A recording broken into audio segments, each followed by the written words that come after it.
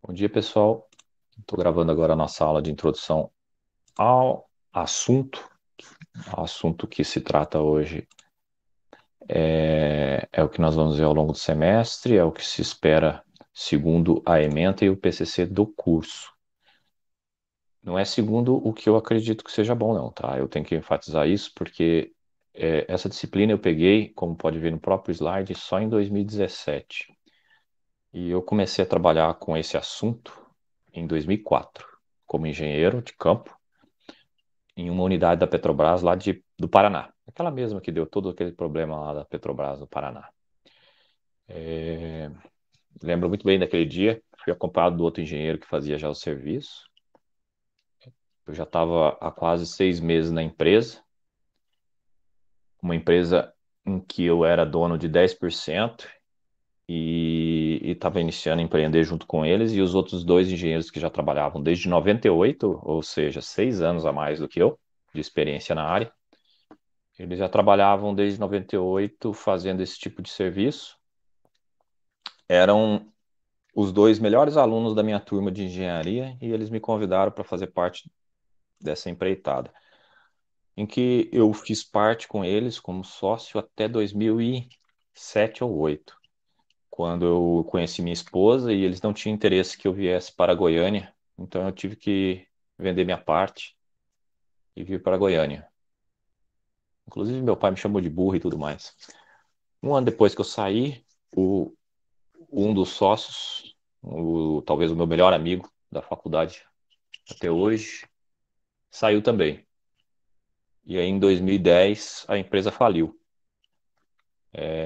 porque o outro sócio ele queria muito, muito alavancar a empresa, fez empréstimos, se envolveu em propina e, inclusive, pagou propina para Angola, para entrar em Angola com o software de automação, e sofreu um grande problema lá, porque a Angola é um dos países mais corruptos do mundo, não sei se vocês sabem, né?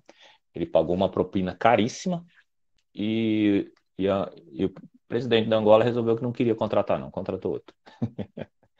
Aí ele quebrou. No ano em que ele faturou 2 milhões de reais e gastou 3 com essa propina e tudo mais, querendo viajar na maionese, crescer que nem um louco. Eu discutia muito com eles na reunião que eu queria crescer com sustentabilidade sem empréstimo bancário e ele fez empréstimo para pagar propina. Quando eu saí, quando o outro saiu, ele ficou majoritário e aí ele tomava todas as decisões. Bom, uma historinha rápida, então, só para vocês saberem como que eu entrei e saí da área de metrologia, né? Eu saí por causa de um casamento e ao sair, eu, eu vendi minha parte para esse cara e aí o outro saiu também. Viu que a coisa não ia continuar bem, ainda comentou comigo antes de sair que quando eu entrei, deu um gás para ele continuar na sociedade, porque era muito difícil lidar com o outro. Na ideia de crescimento da empresa e gerou isso. Então, eu sugiro que vocês empreendam, porque empreender é uma coisa maravilhosa e faz com que vocês, além de ter mais oportunidade de ganhos, né, vocês vão, é, vocês vão conseguir é, ter experiências que, como funcionário, você nunca teria, tá? Nunca teria mesmo. Pausa agora para uma pequena chamada e voltaremos então com o assunto que está no slide. Carla Bueno. Não. Carlos Henrique. Presente. Guilherme Souza. Presente. Henrique Presente. Erli. Presente. Igor. Presente. Jonas. Presente. Lucas. Presente. Silvio. Tiago. Presente, professor. Presente. Victor. Presente. Vinícius. Vinícius, não. E por último, o outro Vitor. Só que agora sem o C. Vitor. Não? Não, também. Ok. Eu gosto de começar. Pode falar. Desculpa, a internet deu uma caidinha na minha vez, mas eu tô presente também. Ah, tá. Já arrumei já. Obrigado. Lembrando que a chamada não é algo crítico, nós estamos gravando. Se você perdeu a chamada ou perder algum dia por chegar atrasado, simplesmente entre, fique quietinho, senta no cantinho lá. A aula já começou. Depois manda um e-mail comentando que você chegou atrasando. Fica até gravado o log lá, tá? Atividade.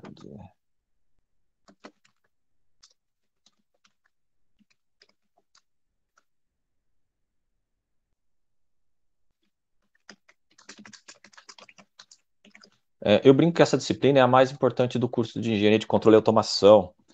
E digo a vocês que instrumentação falta, falta, falta conteúdo de instrumentação em praticamente todos os cursos de engenharia. E a engenharia que mais usa e que mais emprega na área de instrumentação é a engenharia mecânica. Por quê? Porque o engenheiro mecânico é aquele que assina os projetos de tubulações, caldeiras, vasos, linhas de transmissão de tubulações. Ou seja, é aquele que está preocupado com aquela vazão, com aqueles fluidos quentes de alta pressão que tem na indústria, que são usados tanto como calor, fonte de calor para algum sistema de produção, ou como pressurização, quando precisa de força, alguma coisa assim, etc., para mover algum motor, uma máquina que é movida a esse tipo de coisa. Nós temos 2 alunos que eu não tenho ainda cadastrado, pelo menos hoje, né? Que é a Carla, que acabou de chegar, e também o Silvio, tá? Por favor, eu peço que enviem o e-mail solicitando para configurar o e-mail que vocês resolvem usar para acessar o Meet. Já foi pedido na aula passada, né? Eu não queria ficar tendo que gastar Escrevi tempo no com chat isso. na aula passada. Não entendi? Na aula passada eu escrevi no chat para mudar. Deixa eu pedir para mudar, eu Ah, tá. escrevi. Então você me perdoa, mas teve um momento lá que você escreveu e eu não prestei atenção, porque eu perdi. Se puder mandar um e-mail, vai ser melhor para mim, tá bom? Ok. Bom, o que nós temos aqui agora, né? E não existe uma faculdade de instrumentação. Só que se você for trabalhar na indústria, se o seu sonho, né, é ser um funcionário da indústria, um engenheiro da indústria, a maior parte das vagas, a empregabilidade encontra-se em instrumentação. Quando eu estive fazendo aquelas consultorias na área de automação, todas eram na área de instrumentação, envolvia a automação dos instrumentos de grandes empresas. Só em unidade de Petrobras, eu acho que eu visitei umas 4. Inclusive, fiquei 2 semanas em uma plataforma de petróleo e tive a oportunidade de viajar de helicóptero por conta da Petrobras. Então, fica a dica de que há muita demanda na área de instrumentação. Desde a simples gestão dos equipamentos para garantir qualidade, garantir que a medição está sendo feita, até os analisadores, que nós iremos ver também, que são equipamentos muito mais sofisticados e que eles praticamente são autônomos, são micros robôs, só que são robôs. Quando a gente fala em robô, todo mundo já pensa num braço robótico, numa câmera filmando, ou mesmo no Terminator, né? Não é. A maior parte do robô não é assim, né? A maioria parte de robô, ela faz uma função específica e aí ela se comunica ou não com outro robô que faz outra parte específica e eles estão em sincronia. Por exemplo, numa indústria de tomate, a esteira é um robô, né? Os braços robóticos que organizam a embalagem, que lacram a embalagem, tudo isso, de certa forma, é um robô. Só que ele não é chamado de robô, mas é chamado de um sistema, chama sistema de eventos discretos normalmente. Por quê? Porque o que é o evento discreto que vocês devem ver já em 1 ou 2 semestres em uma disciplina? Eventos discretos é quando você tem que automatizar basicamente usando on-off. Você não usa P&D. Então eu também gosto de comentar que P&D é muito bonito, mas onde é aplicado? Olha ao seu redor. Quando você precisa de P&D? Quando que o controle precisa? Você está preocupado com aquele momento de transição, aquele instante entre o voo ligar e o que aconteceu até ficar 100% ligado, né? O P&D, quanto você está preocupado em estabilizar exatamente no set point, que é o objetivo do P&D? Quase nenhum. Eu brinco que 90, 95% da indústria não está nem aí para P&D, tá? Ah, mas eles sempre têm CLP com P&D, mas precisam? A maioria dos processos são controlados com on-off. Em sistemas de evento discreto, por exemplo, você tem um controle on-off em quase tudo. A esteira liga um período, aí tem um sensor que desliga, ou tem um temporizador que desliga, porque ele já trouxe o que deveria trazer, está na hora de encaixotar, está na hora de envasar, e assim por diante. Então, quase tudo numa indústria são feitos com sistema de eventos discretos on-off, seja por sensor, seja por tempo. Por isso, eventos discretos, né? Tem um tempo discreto de ocorrência. Então, eu convido vocês a chamar a atenção o que realmente é importante, o que realmente acontece. E quando a gente fala dessa disciplina, como a gente viu já na aula passada da ementa, a gente praticamente une todas as outras disciplinas que você já teve, todas as outras.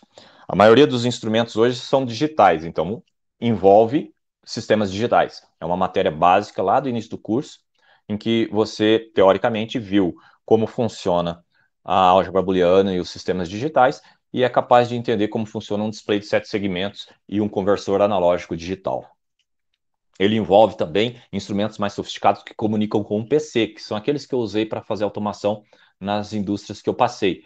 Aqueles equipamentos todos são microcontrolados, porque não existe comunicação sem ser microcontrolado.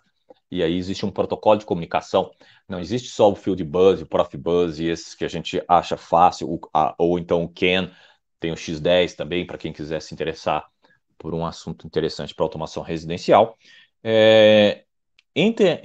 Mas entendam que o protocolo de comunicação exige microcontroladores. Então, outra matéria do curso que é pré-requisito, ou deveria, infelizmente, quem fez a grade acha que microcontroladores não serve para nada e não usou como pré-requisito de nenhuma outra disciplina. O que é um absurdo e vocês percebem muito bem. Por quê? Porque vocês têm várias matérias que precisam de programação de dispositivos, de embarcados, mas não se usa. Enfim. E vale lembrar que, na minha opinião, um engenheiro de controle e automação é aquele que vai programar o CLP ou é aquele que está fazendo um CLP? Não, aquele que está fazendo é um engenheiro eletricista também, mas normalmente com ênfase em eletrônica. Aquele com ênfase em eletrônica normalmente faz parte da fabricação de todas as... como é que chama? De todos os dispositivos microcontrolados que tem no mercado. E a maioria dos instrumentos, então, é desenvolvida por um engenheiro com ênfase em eletrônica, tá? Não necessariamente vocês. Mas o engenheiro, ele deveria estar resolvendo problemas não só na parte de gestão, que é o foco maior no Brasil. E é por isso que anos atrás saiu em vários telejornais que o Brasil estava importando engenheiros da Europa. Tinha franceses, tinha italianos, tem muito alemão. Por quê? Porque não tem engenheiro no Brasil? Exatamente. A maior parte dos nossos cursos de engenharia está formando tecnicão. Eu gosto de falar esse termo mesmo, tecnicão. Porque o estudante não está estudando. O estudante não quer aprender a fundo, ele quer aprender a usar.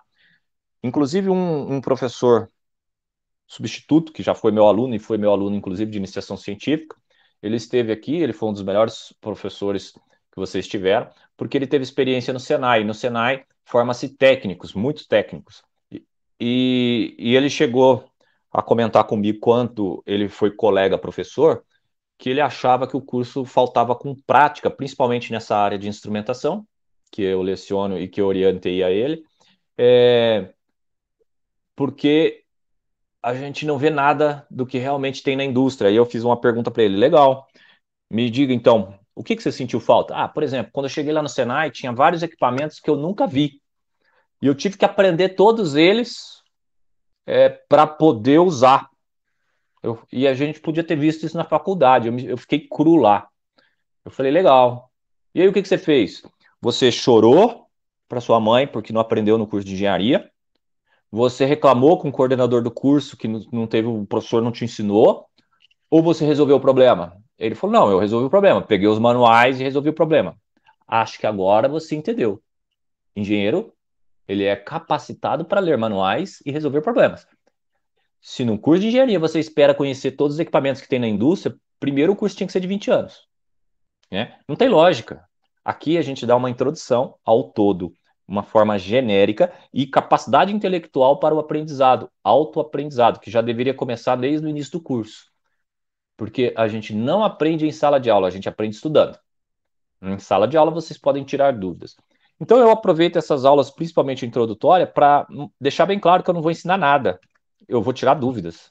Então, se você não tem dúvidas, infelizmente você vai ficar para trás, porque não tem o que fazer. Essa semana mesmo eu dei uma aula que era de revisão e falei que era para tirar dúvidas. Eu fiz até de propósito. Todo mundo chegou sabendo tudo. Ninguém tinha dúvida de nada. Eu fiquei assustado. Deu 5 minutos de aula. Não, não, não temos dúvida. Não tem dúvida? Não, nenhuma, nenhuma. Muito bem, então o que que nós vamos fazer? Nós vamos encerrar a aula, eu brinquei. 5 minutos de aula. Todo mundo aceitou. Não teve um aluno que se importou e falou: não, então eu tenho uma dúvida, não. Aí eu falei: só que antes de encerrar uma aula, vamos deixar bem claro o que você sabe fazer. E aí eu comecei a listar. Porque eu comecei a listar o que, que as pessoas que não têm dúvida naquele assunto já saberiam fazer. Quando eu terminei de listar, muito bem, terminamos então, aí começaram a ter dúvidas. Ou seja, existe um planejamento que é passado para o aluno virar estudante, que é o que, que nós vamos ver na próxima aula. Você estuda para a próxima aula, chega conhecendo o conteúdo e com dúvidas. Se você não tiver dúvidas, o professor não tem muito como te ajudar. Ah, não, mas eu pensava que na aula eu fosse aprender, né? Bom, primeiro não tem jeito de você aprender nada em 60 minutos ou 90, no caso, né? Você só aprende estudando. Tem vários livros e trabalhos científicos que comprovam isso. Então você tem que aprender a estudar para poder vir e tirar dúvidas. Principalmente quando você tem um professor que tem experiência prática. Por quê? Porque ele vivenciou vários casos, mas ele não vai conseguir trazer todos os casos se ninguém perguntar nada. Então, faz parte então do show isso. Voltando à instrumentação industrial, vocês já passaram pelo O1. Então, teoricamente, vocês não têm dúvidas sobre unidade de medidas, faixas, faixas que eu falo são faixas, são ranges, são faixas de operações dos equipamentos. Todo tipo de conversão de unidade está tranquilo para você, toda a nomenclatura está tranquilo para você, toda aquela parte básica de instrumentação, como que o instrumento funciona, como que funciona um instrumento analógico, como que funciona um instrumento digital, já faz parte de você. Lembrando que na aula passada eu mostrei os dois livros principais de instrumentação 1 e 2, que deveria ser o norte de instrumentação 1 e instrumentação 2, mas infelizmente ainda não é, nós estamos mudando isso. Você já deveria saber que propagação de erro tem tudo a ver com estatística, e essa é a matéria que mais usaria a matéria de estatística aplicada, para você entender o que é uma propagação de erro. Se você usou dois equipamentos para chegar a uma conclusão, por exemplo, eu usei o voltímetro para medir a tensão sobre um resistor, e também usei um amperímetro para ver a corrente que passa por ele. Logo, eu sei a resistência elétrica dele. Correto? Perfeito. Você usou dois instrumentos. O primeiro instrumento tem um erro e uma incerteza. O segundo instrumento tem um erro e uma incerteza. Você já deveria conhecer esses dois termos, o que é um erro, o que é incerteza, e também deveria conhecer como calcular o erro recebido, herdado, né, propagado desses dois equipamentos. Então, levanta a mão aí no chat quem sabe fazer isso. Não estou vendo ninguém lá, hein? Ninguém? Tem alguém me ouvindo ainda? Sim, professor. Ah, tá. Então, pessoal, se você não sabe fazer isso, qual é a conclusão que você chega? Alguém pode comentar aí?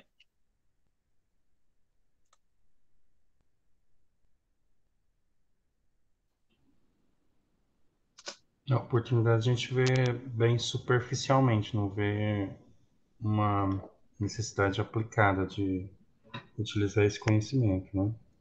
Uhum. Você fala isso baseado em? Na matéria que a gente vê de propagação de erros, né? Uhum. E a gente não tem a oportunidade de utilizar na prática, escrever algum artigo que precisa Uhum. utilizar isso, Qual foi a a gente matéria que sabe na você viu teoria, propagação de erro?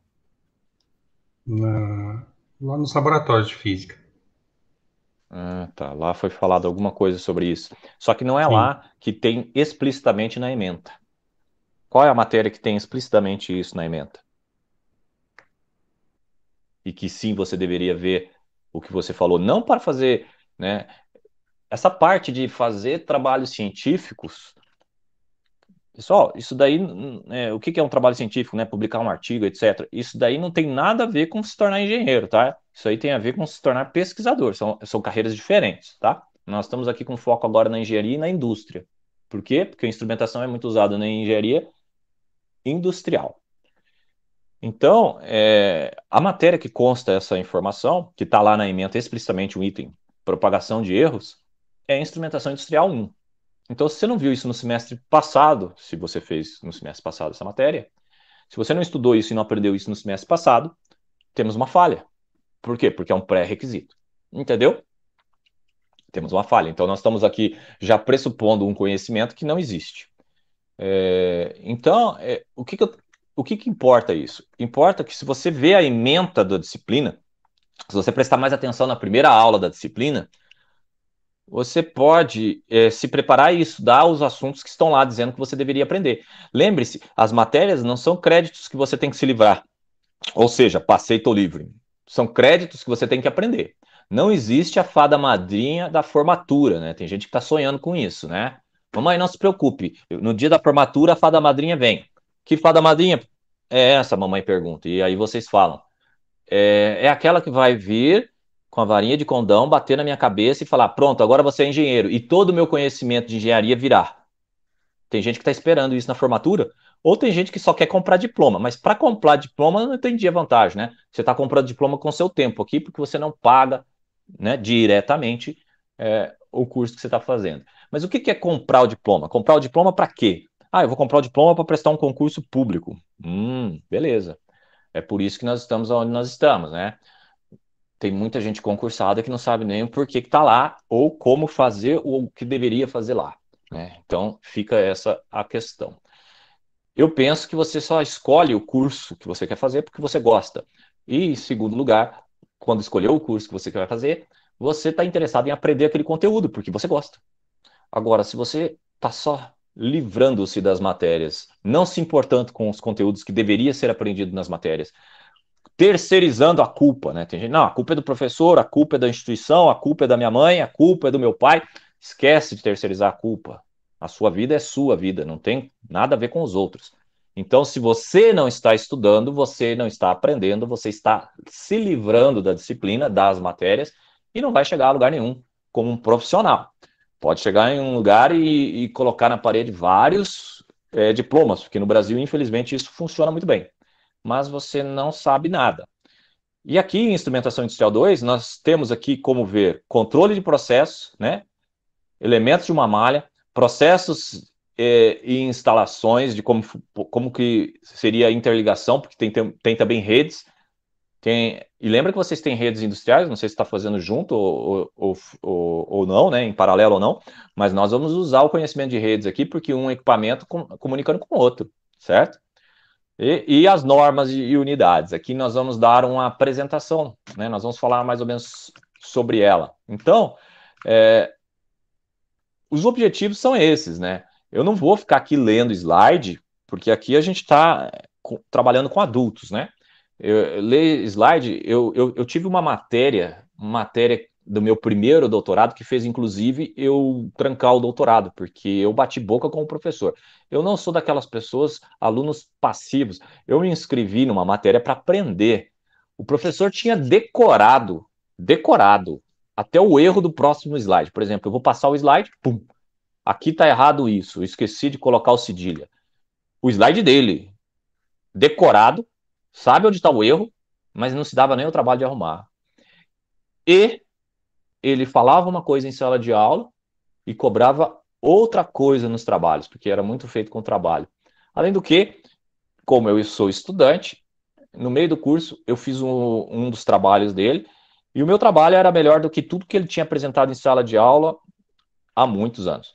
E por quê? Porque eu sou dessa área, eu era daquela área, nós estávamos falando de automação, e eu já tinha trabalhado como automação e estava só atrás de um doutorado. Agora, porque eu já estava vislumbrando ser professor. E o que aconteceu? Ele falou, ele tinha falado em sala de aula que olha a frase, quem quiser pode entregar o trabalho antecipadamente, não tem problema algum. O que você entende por um professor que diz que você pode entregar o trabalho antes? Né? Vamos pensar aí. O trabalho é fácil, talvez? Não, é que você pode entregar antes. Pode ser um trabalho bem difícil, mas se você quiser, você pode entregar antes. O que você acha que acontece se você entregar antes? No dia do trabalho, o que você tem que fazer? Ó, o deadline do trabalho está marcado para o dia 20. Hoje, dia 2, você entregou. O que você pensa sobre o dia 20?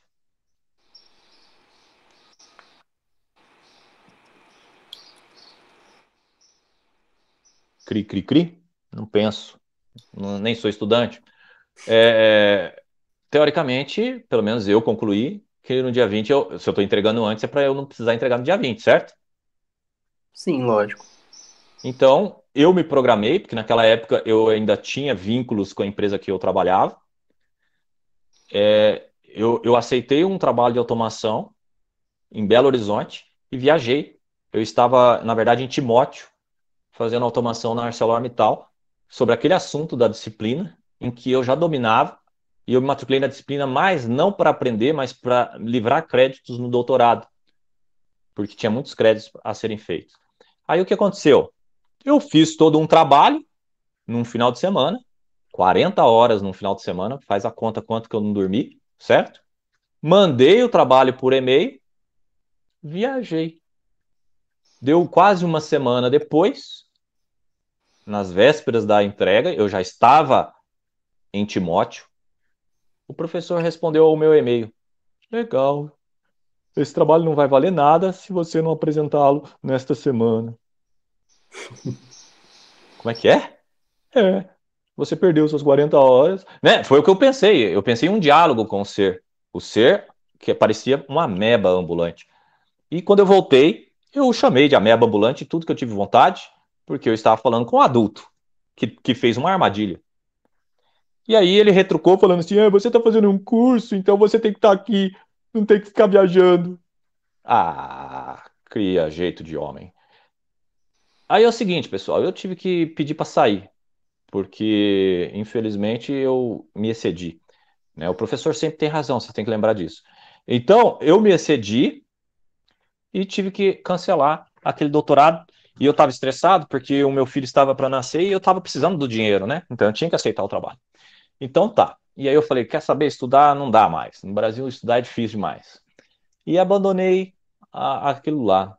E o que era importante ali? O importante é o seguinte, era eu mostrar que sabia aquele conteúdo, né? Ou era eu estar sentado com a bunda na carteira no dia que o professor queria. Tem gente que avalia que é isso, entendeu? Então eu fico um pouco preocupado com como vocês estão levando as disciplinas e como que é cobrado, como que estão aprendendo, se estão aprendendo ou não. A ideia aqui é que vocês aprendam o conteúdo desses objetivos que estão aí no slide. E, claro, eu não vou ficar aqui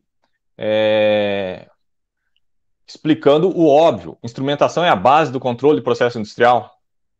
Não precisa ser um gênio para saber disso. Então, você não precisa do meu slide. Você vai dar uma lida no slide. Ele é um resumo de livros, né? Pegou o livro e trouxe aí, né? os motivos que tem as afirmações aqui, e etc. Mas é aquela velha história. Aqui, o que nós temos aqui? Tirando essas duas fotos, nós temos aqui definições. Então, eu pergunto à turma inteira. O que você não entendeu, por exemplo, dessa definição?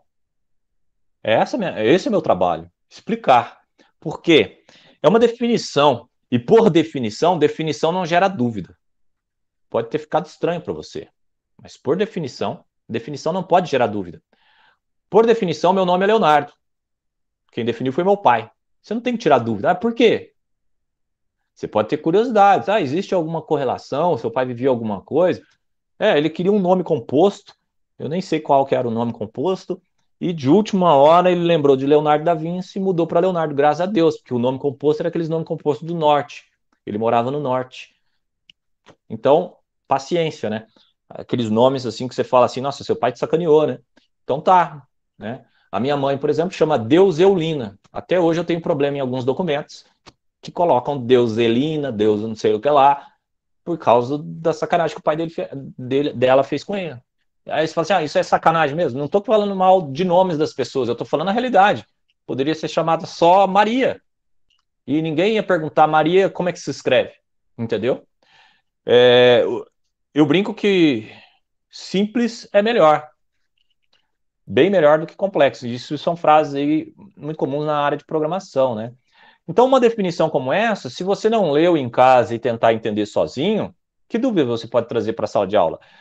E esse professor, eu lembrei dele porque ele apresentava slide assim, ele sabia o erro do slide e aí ele lia o slide com uma voz daquelas para você só dormir na sala de aula.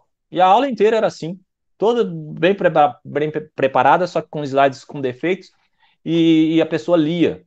Ele não fazia um exercício prático, não fazia nada, não tirava uma dúvida, porque ele estava ocupado lendo o slide a aula inteira e não dava tempo para mais nada. A aula já estava cronometrada. Ele lendo naquele tom, naquela velocidade, quando desce o sinal, acabou. Boa sorte para quem aí vocês vão e se viram. Isso não é aula. Isso é aula, é o típico da aula brasileira, né? Mas se você for para os Estados Unidos, você já fez esses intercâmbios aí que estavam na moda recentemente, muitos alunos que foram fazer comentaram que lá é tudo diferente. Você tem um laboratório 100% disponível, você estuda sozinho, você vai para a aula para tirar dúvidas sobre as dificuldades dos trabalhos que foram apresentados a serem feitos ao longo do semestre.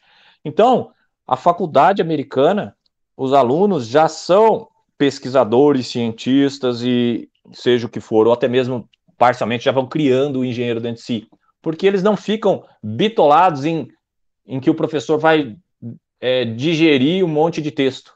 O professor não está aqui para isso. O professor está aqui para você entender que esse texto você tem que estudar, porque você é um estudante. E quando você vier para a aula, você pode tirar alguma dúvida sobre ela. Então, escreva eu no chat quem já leu alguma parte do livro com relação à introdução e etc., do material que foi disponibilizado. Não? Ninguém? Bom, eu gosto dessas figuras. Figuras em slides são muito importantes, porque elas deixam a gente conversar sobre o assunto. Aqui nós temos um ambiente do lado A, manual, e um ambiente do lado B, automático. Eu brinco que o ambiente do lado A é a fábrica de cerveja do meu cunhado. E a do lado B é a fábrica de cerveja do meu cunhado este ano. Porque no ano passado ele passou por um processo de investimento e esse ano ele quase quebrou por causa da Covid-19. Entendeu? Ele está desesperado para não quebrar. Entendeu? A retomada de outubro, novembro já normalizou para ele, só que ele, para chegar até outubro, novembro, ele fez uma dívida aí de uns 3 milhões de reais. Tá? Então ele está quase quebrado. Mas como que funcionava a fábrica dele? A fábrica dele tinha 4 funcionários cuidando da linha de produção. Quem conhece cervejaria sabe do que eu estou falando. E o que é cuidar?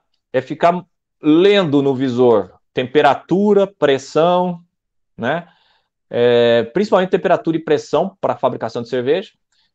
Fica olhando temperatura e pressão que está naqueles cilindros gigantes que você, quando passa ao lado da Ambev, sabe. Só que da fábrica do meu cunhado, esses cilindros são de 15 mil litros, né? Lá na Ambev, eu não sei nem quantos litros são. Se alguém souber, acho que são 100 mil litros. Mas, enfim. Os cilindros da fábrica do meu cunhado ficam dentro do galpão. Lá da Ambev fica exposta, do lado de fora. Só um cilindro daqueles que o meu cunhado comprou foi de 45 mil. Ele tem, parece que 4. Então, aí você vê o tamanho de um negócio quando ele empreende. Ele é formado em quê? Ele é formado em engenharia civil e nunca atuou como engenheiro civil. Ele formou porque mamãe mandou, né? É aquela velha história, né? Você tem que se formar. Só que ele ganha muito mais do que eu. Quer dizer, ganhava, né? Agora ele está com uma dificuldade, mas ele ainda ganha, ele fatura, ele ainda movimenta mais de 250, 300 mil reais por mês. Eu nem sonho em pôr tanto dinheiro no bolso em um ano, e ele está movimentando por mês. Então, o que é importante ressaltar aqui? Que tinha um funcionário que, olhando temperatura e pressão, atuava nas válvulas, aumentando ou equilibrando como um controle. Esse controle ele não precisa ser um P&D preciso, mas ele tem um range, ou seja, uma faixa de operação que precisa ser feita e mantida, para que a qualidade da cerveja que vai sair no final fique de acordo. Também ele controla a quantidade de insumos que vai para dentro ferver junto, ou seja, a mistura. Esse é o manual. Quando você pega um engenheiro de controle e automação para um processo desse, ele vai colocar um controlador, um atuador e alguns sensores comunicando com esse controlador. Esse controlador ele é microprocessado, e aí você vê então que agora você está usando praticamente todo o conhecimento de engenharia de controle e automação, porque toda a matéria quase é usada nesse momento. E ele programa nesse controlador aquilo que aquela pessoa deveria estar fazendo. Quando aquela pessoa falhava, o processo lá do meu cunhado, ele falou que tive que jogar 5 mil litros fora. Tive que jogar um tanque todo fora. Quando é um tanque todo, nós estamos falando de 15 mil litros. Imagina o custo disso, né? Quem que paga? Quem compra. Então, o preço é o que é, já contando o desperdício por conta da não automação. A partir do momento que você automatiza, não tem mais esse desperdício, não tem mais esse erro. Porque ou você programou errado, né? Ou deu falha no equipamento. Só que todo equipamento precisa de uma redundância. Você tem que ter uma garantia de que o processo industrial não vai falhar. Esse é o trabalho do instrumentista. Então tem o engenheiro de controle de automação que vai atuar nos instrumentos, por isso ele tem que estudar instrumentos, para manter o processo de acordo com o que foi orientado que ele precisa ser feito. E tem o instrumentista que vai garantir que os equipamentos estão ok. De tempos em tempos ele vai fazer uma manutenção preventiva e etc. Tudo isso, essa disciplina abrange. Alguém quer comentar? Não? Muito bem, então aqui é o diagrama de blocos que vocês já estão acostumados lá de controle 1, né? Teoricamente todo mundo já fez controle 1 também, deveria ser pré-requisito dessa disciplina, né? Não sei se é também. É uma malha fechada. Quando você tem malha fechada, você compara um erro estimado, e aí vem a propagação de erro e a importância. Aquele controlador, ele está tomando uma decisão a partir de um sensor que ele acredita estar informando um valor verdadeiro sobre a variável controlada. Então, ele está medindo. Tem gente que acha que a variável medida é igual à variável controlada. Não é.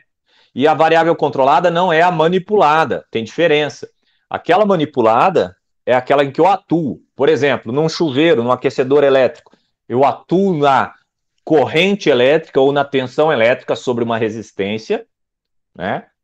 Eu atuo ali na corrente para que a corrente gere potência, a potência gere calor, o calor gere a temperatura para eu controlar a temperatura. A controlada é a temperatura, mas eu não atuo em temperatura, eu atuo em corrente. Então eu preciso de um feedback para eu poder chegar se o meu set point está ou não sendo atendido. Alguém quer comentar? Não, tô bem? Então, beleza. E aqui é um exemplo típico, né? Esse aqui, toda vez que eu vejo esse slide, eu choro por não saber inglês. Se eu soubesse inglês, eu não estaria aqui, porque eu teria passado, porque foi a última etapa de entrevista para eu ser efetivado na Volvo. Na Volvo eu fiquei 2 anos como estagiário, e na hora de efetivar, havia vagas para trabalhar com projetos de injeção eletrônica do motor de caminhões Globetrotters, na fábrica lá do Brasil, em Curitiba. Infelizmente, eu não fui bem na entrevista em inglês, até hoje eu acho que eu reprovaria. Então, o que acontece? A gente vê em controle, normalmente, uma setinha de entrada e uma setinha de saída. Só uma setinha aqui, uma na entrada e uma na saída. Pessoal, isso aí é só didático, entendeu? Não serve para muita coisa. Na indústria, você tem isso aí. M de macaco, M setinhas de entrada e N de navio, N, ou seja, são diferentes, não necessariamente iguais, setinhas de saída. E cada setinha representa uma variável medida, controlada ou algum sensor pegando informação. Imagine trabalhar só na área de um motor de carro, a parte só eletrônica de um motor de carro. Quantos sensores você não tem? O que o controlador não precisa fazer? A preocupação com ruído por causa do motor e tudo mais, né? Por causa do motor de partida, ar-condicionado, tudo aquilo gerando ruído em uma bateria de 12 volts, que na verdade tem 15, e etc e tal. Esse desenho aqui deixa bem claro a importância que é controle, agora com foco na aplicação. Muito legal você ver um controle lá, né? O degrau, né? Resposta ao degrau. Quem acha que sabe o que é a resposta ao degrau, escreve eu aí.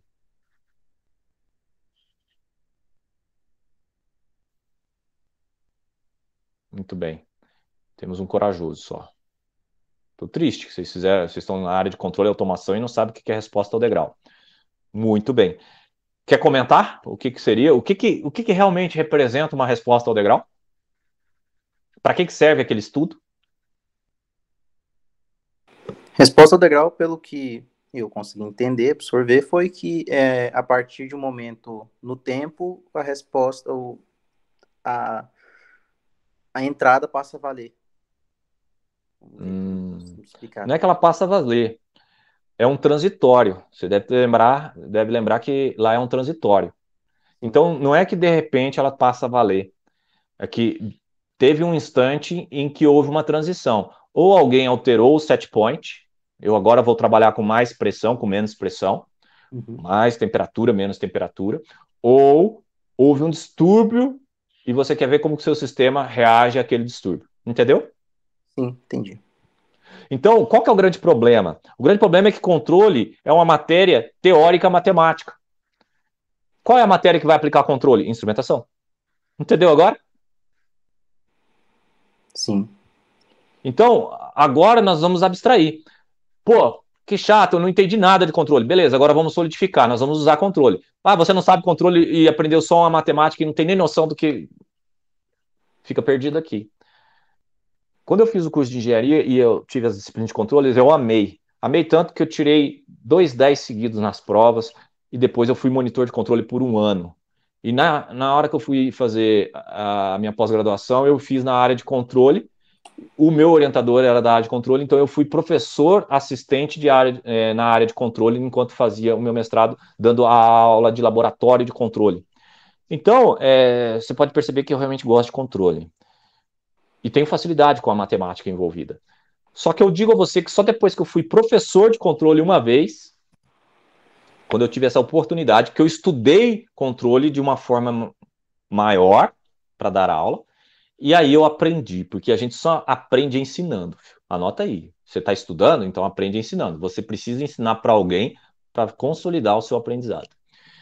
E quando eu fui ensinar a matéria, eu falei, nossa, essa sacada eu nunca tinha visto. Eu só sabia a matemática da coisa e resolvia os problemas. Caiu um problema de controle aqui, eu resolvo, legal. Mas eu não entendia por que tudo aquilo, entendeu?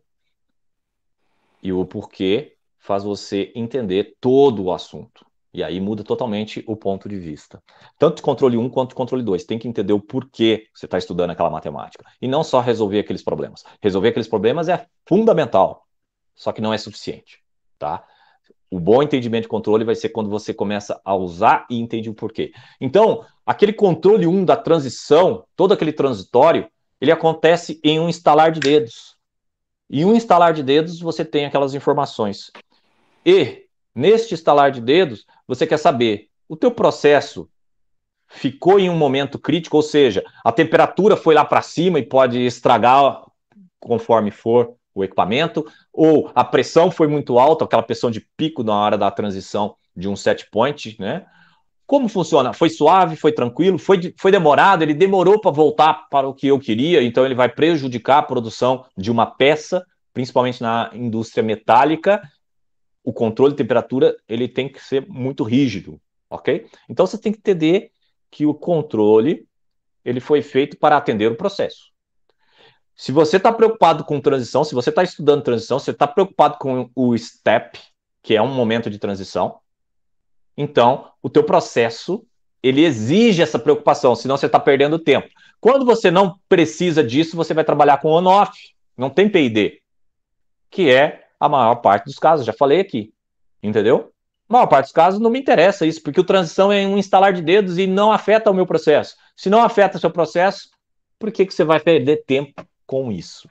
Então, o engenheiro de controle e automação, ele estuda o processo para saber quais as ferramentas são necessárias para aquela automação. Às vezes, é só como é que eles chamam? Aquilo que tem no ar-condicionado, que muda com range. Me ajudem aí, quem trabalha na área. Deu branco aqui. Termostato. Um termostato trabalha com uma temperatura limite inferior e uma temperatura limite superior. Então tem um liga e desliga preocupado ali para manter você dentro daquele range. Ora, o on-off atende a maioria dos casos. E a preocupação aqui com P&D é só para um ou outro caso. Ou então, o gestor que fala, não, preciso de um CLP tal, para controlar aqui, se o P&D dele ele tem um alto não sei o que lá, um alto tuner, que ele mesmo descobre qual que é o P&D ideal e etc, porque engenheiro não precisa pensar, não. Eu preciso é daquele controlador de CLP lá, gasta aí, entendeu? E o industrial que contratou você como engenheiro acredita em você, porque você é o engenheiro. E 80% das vezes o CLP está lá e não houve um projeto. Houve simplesmente tentativa e erro nas variáveis, e na hora que você olhou lá, falou assim, ficou bom, então agora pensa, um engenheiro trabalhando com tentativa e erro, eu tenho até vergonha de falar que isso é engenharia, tá? Aqui nós temos já um diagrama em blocos também, com realimentação, só que abrindo, a gente pegou isso aqui, a gente abriu as caixinhas e viu mais detalhes, né? Então agora a gente vê um processador, a gente vê uma memória, um alimentador. É importante, é fundamental ter uma alimentação secundária. Quem alimenta, ou seja, a fonte de energia que mantém o processador funcionando não deve ser a mesma fonte de energia de um atuador, né, ou de um sensor. Tem que ser independente para evitar ruído, melhorar a medição e o processo como um todo de controle, ok? É importante ter uma fonte alternativa de energia. O que acontece quando acaba a energia? Normalmente fechado, normalmente aberto? Para onde você corre? Né? Mas, como eu disse, essa preocupação aqui é minoria. A maioria do sistema vai usar um relé metálico para liga e desliga, vai usar uma contadora que você aperta uma botoeira e acabou. Ou seja, não há uma preocupação com P&D. A maioria dos casos não usa tudo isso que nós estamos vendo aqui. Mas tudo isso aqui faz parte de instrumentação 2, que é pegar todo mundo. Você já estudou sensores, teoricamente. Instrumentação 1, você vê muitos sensores. Você já estudou transdutor, já estudou transmissor, redes industriais, ou está estudando em paralelo, redes industriais também, transmite. Atuador, acionamentos e até mesmo eletrônica de potência, eletrônica analógica, você com um transistor já pode atuar, então, teoricamente, atuadores. Atuadores hidráulicos, muito usado na mecânica, pode ser que você precise aprender a usar alguns também. E aí, tudo isso para manter esse processo, como você pode ver aqui, na linha, né? Na linha. Ele tem que estar pianinho, né? Vai entrar alguma coisa aqui e já vai sair o esperado, tá ok? Então, você tem aqui uma realimentação. Alguém quer comentar aí? Porque, na minha opinião, acabaram as imagens, né? e daqui para frente tem gente que chama de decoreba, tá? Mas, por exemplo, ponto de ajuste. O que é o ponto de ajuste? Vou ler este. É o valor desejado do parâmetro de saída ou variável a ser monitorada por um sensor. Ou seja, aquela variável controlada, temperatura num chuveiro. Qualquer desvio em relação ao valor gerará um sinal de erro. Qual o sinal de erro? Vamos voltar lá. Aqui, ó, um somador, subtrator no caso, ele está medindo, tem um valor de ajuste que está guardado na memória, então você tem aqui um sinal de erro. Não é novidade para nenhum de vocês aí que já fizeram controle 1, né? Mas o ponto de ajuste, isso aqui é uma definição do ponto de ajuste. Se você ainda não sabia qual era a definição do ponto de ajuste, você está bem perdido no 7º período de engenharia de controle e automação. E se você ainda tem dúvida, né, numa definição, você acha que definição tem explicação, porque você pode ter dúvida no português utilizado da definição, né? Vamos ver se tem alguma definição aqui que pode ter um português pesado, né? Conversor, olha só, são dispositivos usados para alterar o formato de um sinal sem provocar alteração na forma de energia. Isto é, uma conversão de uma tensão em um sinal de corrente. Então eu pergunto, eu vou chamar de conversor um transdutor de pressão? Sim ou não?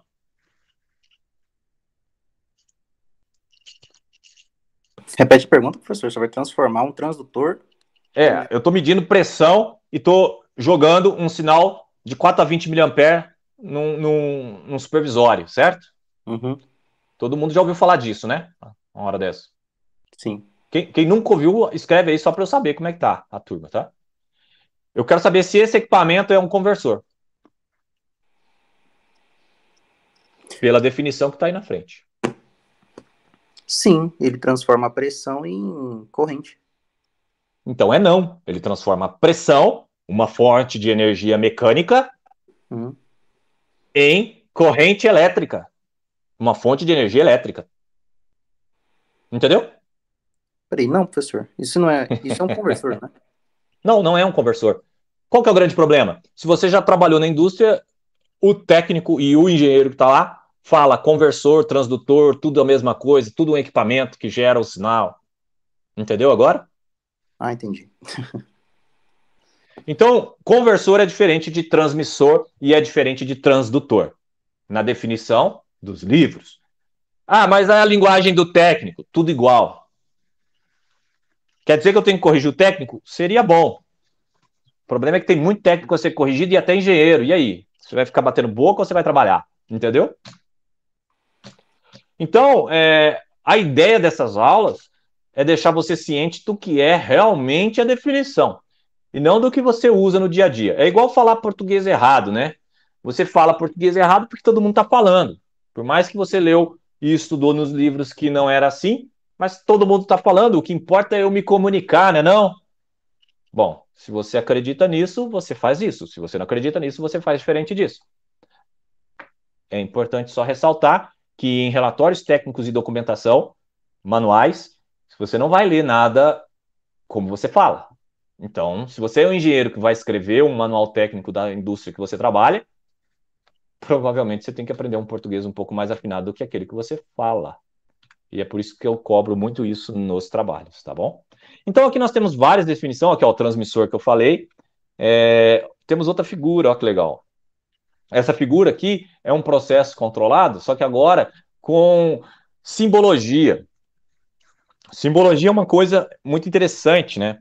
Só que normalmente a simbologia, quando você faz um diagrama, do lado da simbologia você coloca uma legenda.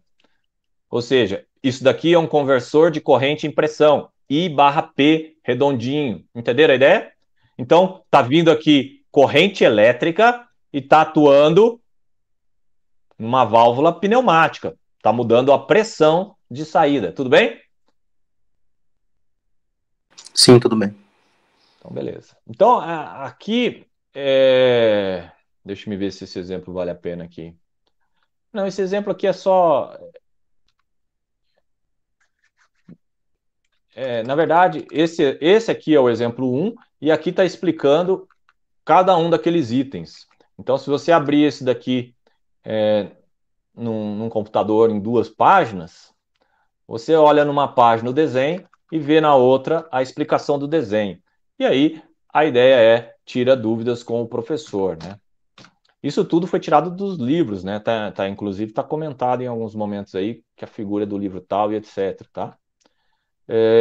Fonte de energia elétrica, né? Considerações de processos industriais, a fonte de energia elétrica, já citei, falei que a alimentação tem que ser diferente. Aterramento, muitos sistemas param de funcionar porque não está aterrado corretamente, é importante. Fonte de ar, né? Para sistemas pneumáticos, esse ar tem que estar limpo, esse ar tem que ser de boa qualidade, né? Se for um ar sujo, com muito resíduo ou muita umidade, pode ser que dê problema no seu sistema. Instalação e manutenção é importante também, né? Tem que ser bem instalado, conforme o manual, etc. Eu, uma vez, fui convidado para ir à Sadia, lá de Uberlândia, para resolver um problema, porque as pessoas que trabalhavam lá sabiam que eu, como professor, tinha uma informação que poderia ser útil, já que eles estavam com um problema há uma semana.